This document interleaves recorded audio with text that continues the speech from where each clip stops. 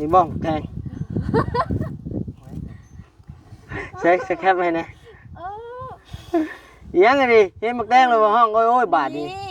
โอ้ยเนาะมักบ่นี่อันนี้เป็นเงินทางเอ้ยใหญ่ใจดีเพิ่นขอบใจเด้อจากฝั่งไทยเด้อเพิ่นมอบให้จำนวนเงิน1 ล้านกีบเด้อเด้อเพิ่นเนี่ยเนาะให้เพิ่นอยู่ดีมีแห้งไปขอบใจเด้อเอ้ยใจดีที่ฝากเงินมาให้น้องครบเจ็บบ่ให้ได้ความไข่บ่ให้มีว่าเล็กมันเป็นแบบบ่น็อตนะน็อตบ่มันที่สี่มันยาวในนี่ติมันก็คือสิบ่ลื่นปานที่เนาะมันบ่ได้ลื่นที่หรือว่าเพิ่นนั่นน้องแต่ก็เป็นเนี่ยนี่ได้อยู่ในขาขอบคุณหลายๆขอให้เอ้ยอยู่ดีมีแห้งความเจ็บบ่ได้ความไข้บ่มีปรารถนาสิ่งใดขอให้ได้สิ่งนั้นสมความมุ่งมั่นปรารถนาอย่าเจ็บอย่าจ้อเอานะพี่น้องเนาะเปิดคลิปเปิดภาพมาบาดนี้นะพี่น้องเนาะอยู่เฮือนอยู่ซ่านแม่ตูนางเด้อพี่น้องเด้อเนาะมาเยี่ยมมายามน้องแต่กับบ่าวบอยก่อนนะพี่น้องเนาะบ่ได้มาเยี่ยมเป็นเวลาหลายมื้อแล้วมานิ้วก็ได้เนาะตั้งแต่มื้อบ่เตียงลงสวรรค์ครับไปเยี่ยมอยู่สวรรค์พุ่นแหละพี่น้องเอ้ยเนาะก็เลยบ่ได้ไปเยี่ยมเลยเปิดภาพ เปิดคลิปเปิดภาพมาบัดนี้กะเดินทางมาพร้อมด้วยข่าวดีเด้อพี่น้องเด้อเนาะสิเป็นข่าวดีหยังให้พี่น้องรอเบิ่งรอชมไปนำกันพี่น้องเอ้ยเนาะต้องจักพากันเว้าหยังกันน่ะ สี่ปังงางกับมาบาทนี่พี่น้องเอ้ยเนาะเอากับทักทายสบายดีพ่อแม่พี่น้องหมดทุกคู่ทุกคนเด้อนะที่เข้ามารับชมคลิปบ่นิวโดยตลอดมานะพี่น้องเนาะเมื่อนี้เป็นจังไดดินคือว่าบ่อยากม่วนบ่อยากมันแท้เนาะ เดินทางมากับบ่ยาว2 คนพี่น้องเอ้ย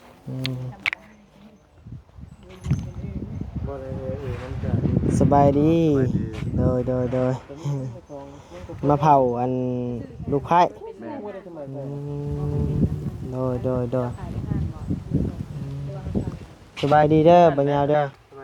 โดยสบายดีสาวหมุกสาวนวลสาวไล่พาจวดมาพี่ได้บ่ได้เว้นเช้ายังเห็นอยู่เฮือนบ่เตียงอยู่มาบัดนี้ฮอดพี่ละบาท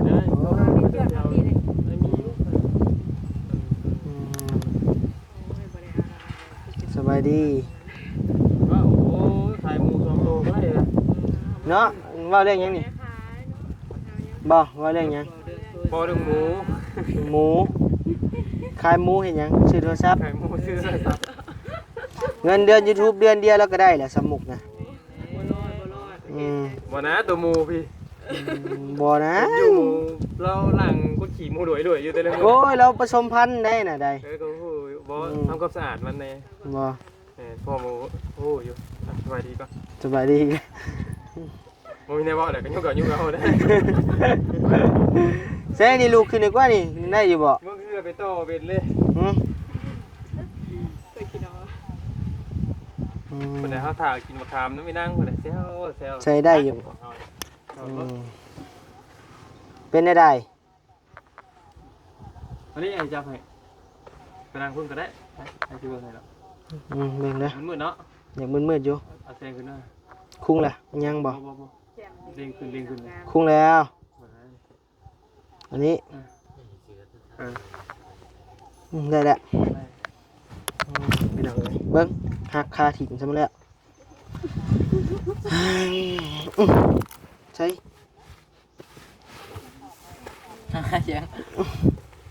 ว้าตัว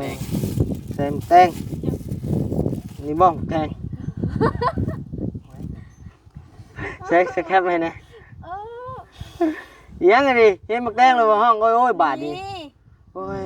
เนาะมักบ่นี่บ่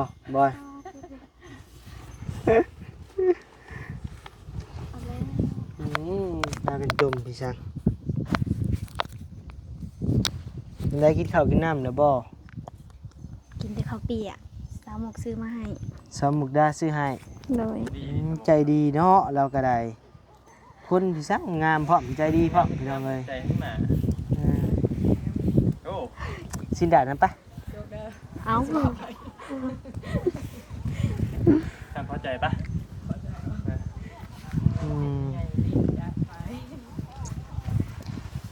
เอาพี่น้องเอ้ยเนาะ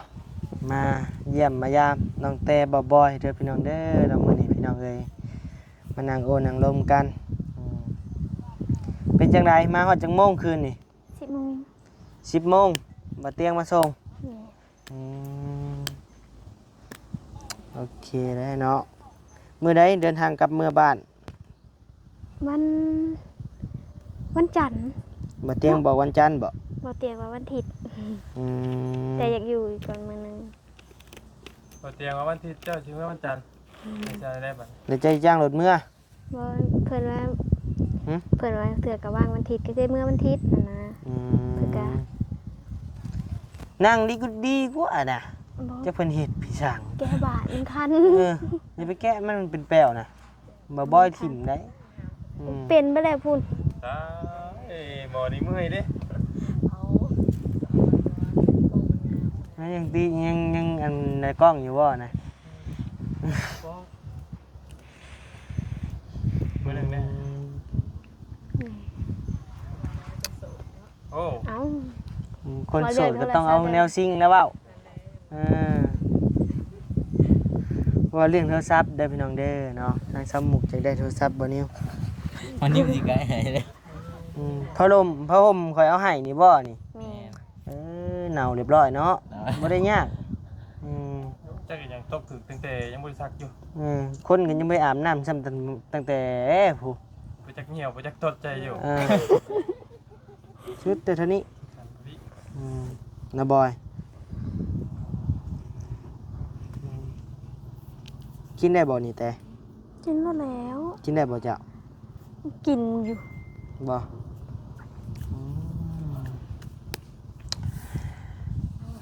จักสิถามพี่สังเด้เมื่อยเลยเห็นหน้าก็เมื่อยเลย เนาะคิดนี่อยู่ได้บ่อยากเรื่อง โดยคลิปนี่ผมมีแนวเว้าพี่น้องเอ้ยโดยเอาเดี๋ยวชิวๆนั่งโอ้นั่งลมกันนี่แหละเนาะพี่น้องเอ้ยข้าวน้ำได้กินหยังเกาะ กินข้าวเปียก ข้าวเปียกบอย กินน้ำกัน เออ เพื่อแล้วเนาะ ชอบ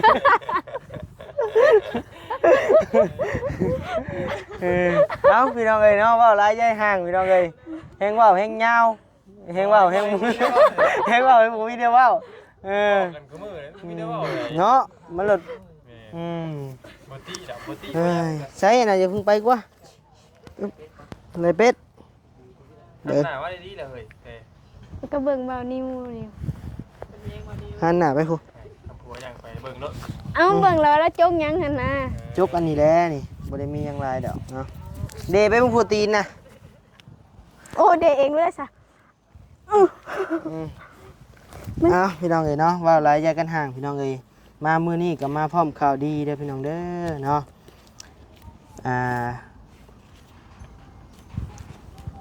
บ่ได้ให้เจ้าได้เอาเข้าคืน ได้อีก อันนี้เป็นเงินทางเอ้ยใหญ่ใจดีเพิ่น โดยขอบใจเด้อ จากฝั่งไทยเด้อเพิ่นมอบให้จำนวนเงิน1ล้านกีบเด้อ โดย อืม หากันเลยดูว่า พอดีทางเอ้ยเพิ่นเห็นเนาะตอนนี้เงินที่อันเหลือจากมาแต่ห้องหมอนี่เหลือเท่าใด 5 ล้านบ่เฮ้ย เหลือ5ล้าน จะหาแท็กซี่นะเขาไม่ได้ เอ้า นับเบิ่งดีๆเบิ่ง 5 ล้าน เหลือ5บ่ แม่น5 ล้าน อันนี้เป็นเงินจำนวน1ล้านกีบเด้อ โดย ทางเอ้ยใหญ่ใจดีจากฝั่งไทยเพิ่นเอ็นดูสงสารเนาะเพิ่นก็เลยว่าฝากเงินฝากคำมาจำนวน 2,000 บาทเหลือนั่นแหละเพิ่นให้บ่นิวเติมค่าน้ำมันมาว่าซั่นเนาะ โดย เหลือประมาณ2-300นั่นแหละน้องเอ้ยแม่ก็ผากเจ้าหนบมือขอบมกขอบใจทางเอ้ยเพิ่นแน่เนาะให้เพิ่นอยู่ดีมีแห้งไป ขอมกขอบใจเด้อเอ้ยใจดีที่ฝากเงินมาให้น้องครบเจ็บบ่ให้ได้ความไข่บ่ให้มีฝากให้น้องนี่ขอหาคืน เอิ้นอาหารเงาๆจะแคป ข หู อ ไว้แน่ หาคืนแม่เปื่อยร้อยเท่าพันเท่าเด้อสาธุ สาธุ ขอบใจบ่าวนิ้วน้ำทีแรกในต้นเศร้าต้นหยังต้นนั้น เช้าเลยบ่ใช่ เศร้าแล้ว สุกเบิ่ง สุกรถตีรถอยู่นี่บ่เป็นหยังให้อยู่นี่ ตี นี่ อยู่นี่แหละ บ่ได้ตัวนี้แพง เออ ใช้อันใบเอ็กซเรย์เอามาเบิ่งมึงดูฮะบอยมีแรงเลี้ยงเขาค่อยเด้อ ได้ ว่าหยอกเด้อพี่น้องเด้อนะว่าหมดว่าหัวกัน ตอนเห็นนี่ตกใจได้เบานิวเว้ย ว่าเล็กมันเป็นแบบนี้บ่ บ่น็อตหั่นนะ นัดบ่มันคิดสี่มันยาวในนี่ติ หากมันก็คือสิบ่ลื่นปานที่เนาะมันบ่ได้ลื่นที่หรือว่าเพิ่นนั่นน่ะ มันก็เป็นแนวนี้แหละอยู่ในขาเจ้านะ ตัว เขาต่อเรื่องของนี่ ตัวนี้น่ะ3ตัวนี่ยาวเนาะ อืม บัดมันนี่มันก็นี่มันก็เสมอ เอามันใหญ่ขึ้นในกระดูกจะใหญ่ขึ้นเบื้องนี้กระดูกจะมันกุดลง เอาพวกลูกโคตรทำไมได้ เอาไป อีหยังเป็นหยัง บ่คือเสียงโทรศัพท์ดัง ไปลงที่นี่ FC บ่เนี่ยครับ FC เบายาว ลอง ไผ FC เบายาว ฮัลโหลครับ มีเบายาว FC เจ้าโทรมา ไผลมก่อนลมถามมึง ฮัลโหล บอกเห็นน้องแต่โรงพยาบาลเลยครับ โดย อ๋อน้องเต็มไปได้น้อง ออกมื้อคืนนี่ อ๋อ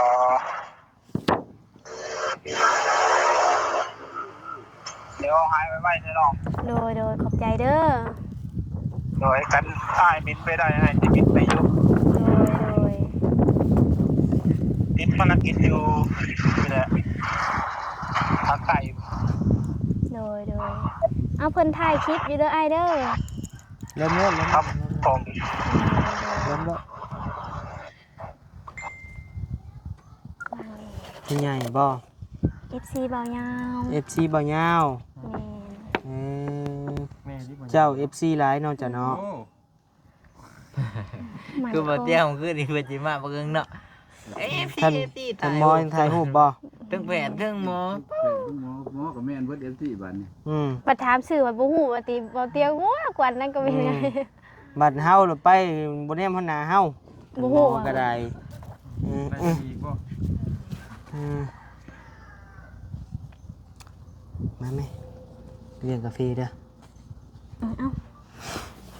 แบ่งให้น้อยแท้อันนี้ เอาสักคนละครึ่งเนาะ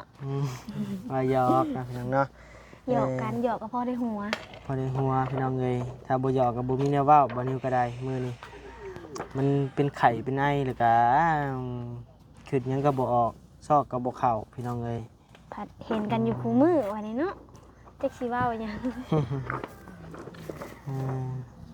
มีแต่เงินมาแต่ห้องหมอกันเหลือ5ล้านกีบเนาะ โดย เพื่อไปพักพื้นนั่นนี่ก็หมดเนาะเพื่อเมื่อบ้านก็หมดแหละเงิน5ล้านกีบ ประมาณ5ล้านกีบประมาณ 8,000 บาท ประมาณนั้นแหละพี่น้องเอ้ยเจ้าก็จะแนมเฮาไรกลัวว่าบ่เป็นนี่ เอา เบิ่งขึ้นหล่อเนาะ เอาแล้วเบิกคนหล่อดิบัดนี้เล่นแล้วเห็นสิบ่มีแนวเว้า แห้งเขินเนาะอิหยังอันนี้บินหยังอันนี้ บินเงินได้ เงิน แต่ มัน บิ จะ น ใช่นี่ ได้แต่บินลุงหมอแล้วยังบ่เบิด บิน ได้ น้องหมอบ่นี่ฮะ แม่นยังบ่เบิดได้จะอยู่ไสนี่ เบิ่งเขาสิไล่เบิ่ง สบเสียไปเอาดูนะ แม่นหมดบ่นี่บ่ได้แล้วอันนี้ข้าวนี่แหละ โอ้โหเขา ข้าวเนาะ มันสิหมดเท่าใด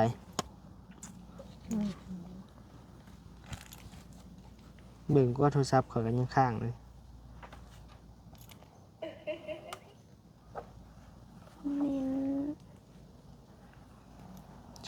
สิบ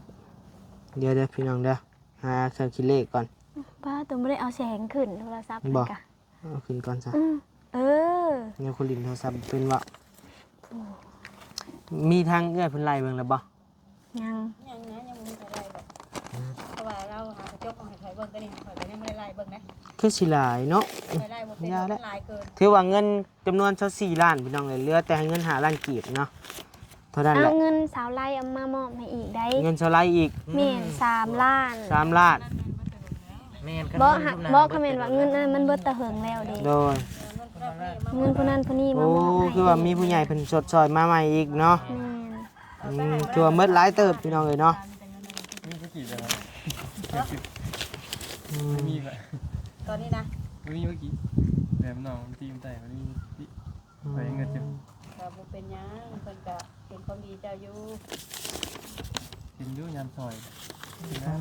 วันนี้สิเลี้ยงกาแฟซะ คือ เออ เอาไผอะไรสิไปซื้อบัด หัว เออเฮ้ยไป อย่าอย่างหน่อยไปลงคลองเท่านั้นอีกเนี่ย เอาย่างไปแล้วเนาะ ยากไปอันส่งห้องหมอ ไม่ยาก จิกหน่อยจะเจือกลงคอให้ได้ ไอ้นางผม ไปสิรอบอันนั้น อืม นางออก ไป ไปอยู่ ไผกล้าไปแล้ว หลังไม่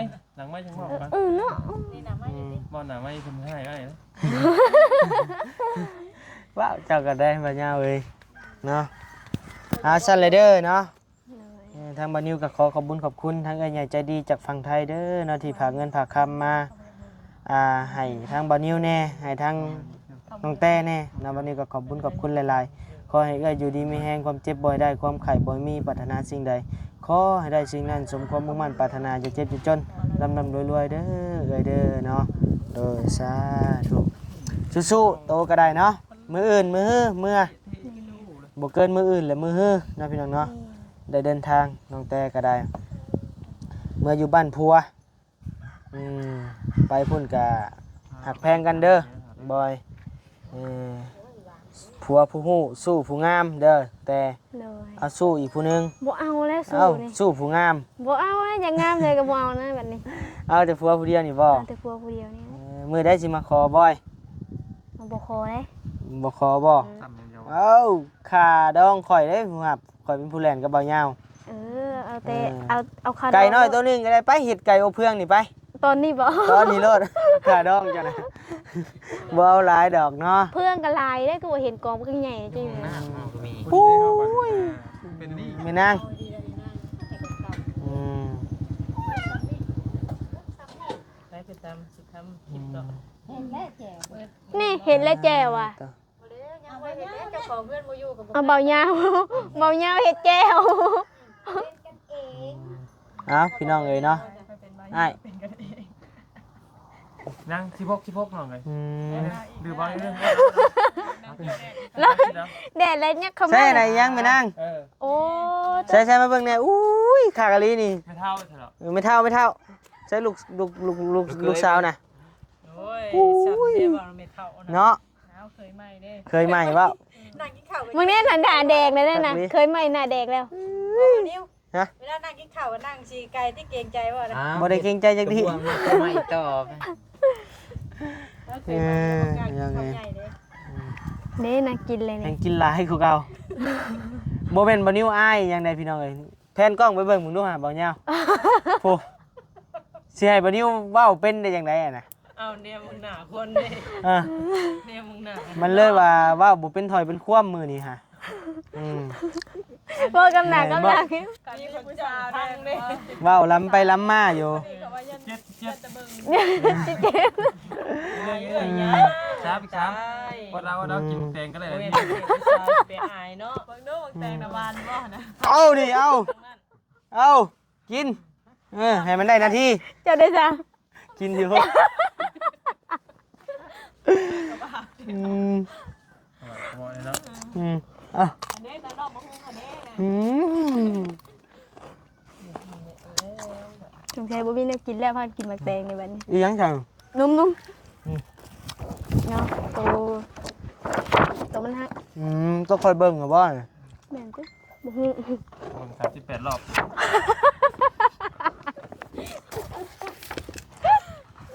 เดี๋ยวว่าตัดกันก่อน นี่มาน้องมาหน่อย อี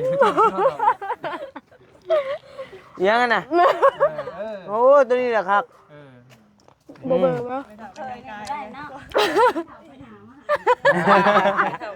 เคยเป็นอยู่แล้ว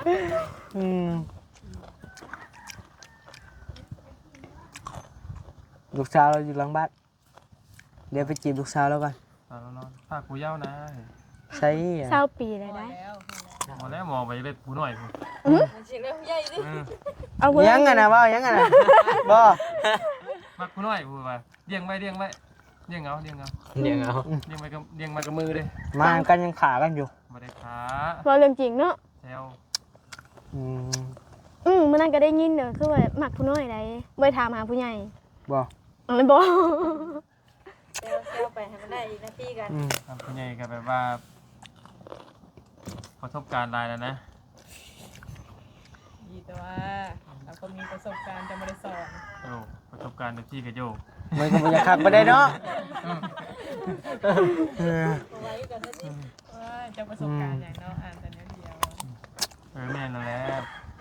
อันพาน้ำห้อนก่อนแห้งนี่ได้อันเลยย่างเนาะคำบอกคำจามารยาท โดย กินนมก็ได้บัดนี้เอาบ่นม อืม มันกินหมึกแตงไงกินนมน้ อืม แต่เขาบอกว่าใช้ที่ เอามัน เอาสู้ๆเด้อ ำโดย สู้ๆเนาะ 99เลย แม่นสิกลับแล้วเฮาก็ได้บ่เจ้าอยู่บ่ ว่าสิสู้เนาะ เอามาอยู่กินตามมุ้งสม เมืองหลังเนี่ยกัน ไปไม่เอาเลย เอ้าเรานิ้วเนาะ ฮะอะไร ระวังเด้อมือมันดังไง โอ้ยหมูย่างนะ3กล่องมาเฮงเด้มาก็ใส่แล้ว ว่าเรื่องหยังกันนี่ จักเดี๋ยวหมูย่าเว้าก็ไปแล้วเมายาวแล้ว ว่าไปซื้อๆบ่ ชื่อดีแล้ว พี่น้องก็ยกมืออีกนะ โอ้ยเนาะขออนุญาตนำเด้อพี่น้องเอ้ยคลิปนี้บ่ยังมีสาระปานใด ตลกหลายกว่าบ่ มา ว่ามันเป็นตลกเราแบบว่าเราคนหลายแล้วว่าบ่เป็นแม่นบ่ แม่นค จุ๊ น บ ห ไป ลายว่า ไป บ่ ผู้ เป็น เดียวแต่ป้าตก ก็แบบบ่ฮู้แน่ว่าน้ำเพิ่นเนี่ยนะมันเว้าหมดแหละ เอาเลย เดี๋ยวเขาถามเบ่เด้อเนาะ ถ้าถามว่าสิถามยังไงเนาะ แบ่งเงินก่อน อืม แต่เด้อ ใช้มันเหี่ยวบ่เลยเงินมีแต่เก็บไว้แม่นใช้ไว้จ่ายเด้อแม่นค่าอันล้างบ้านล้างแพเด้อเก็บไว้ไม่มีถาม ยาล้างแผลเบิดก็ไปซื้อเนาะ แม่น แต่ถ้าเอามาเด็กเลย มันจะเรียกอะไร เด็กแบะ10นะ เท่าไร ชี้ใช่หากันแล้วเชิญ หาลีได้ฮะ 3บ่3บ่2 หนึ่ง 2 สอง 3 ใช่นี่แลกเงินให้คลิปเฮาหรือบ่ เอาแรกก็แล้วน้อง เอาแรกซะ กำลังใหม่อยู่ เอาแลกเอามา อันแรก ใหม่ชีวิตเลยติ สอดเปลืองตับบงก่อนครบบนเลย อืม 1 2 3ขาดไป1ช่วงนี้สอดนี่ บ่พอไปหนึ่งอะลีบ่ อายุ อืมเอาสิได้กลับป้านได้บัดนี้ได้ โดย มีแต่ทางบ่ยาวเพิ่นเอาต่อนะพี่น้องเนาะ โดย เอาอยู่ดีมีแฮงเด้อพี่น้องเอ้ยความเจ็บบ่ได้ความไข้บ่มีปรารถนาสิ่งใดขอให้ได้สิ่งนั้นสมความมุ่งมั่นปรารถนาหมดทุกคู่ทุกคนเด้อพี่น้องเด้อเนาะโดยสบายดี สบายดี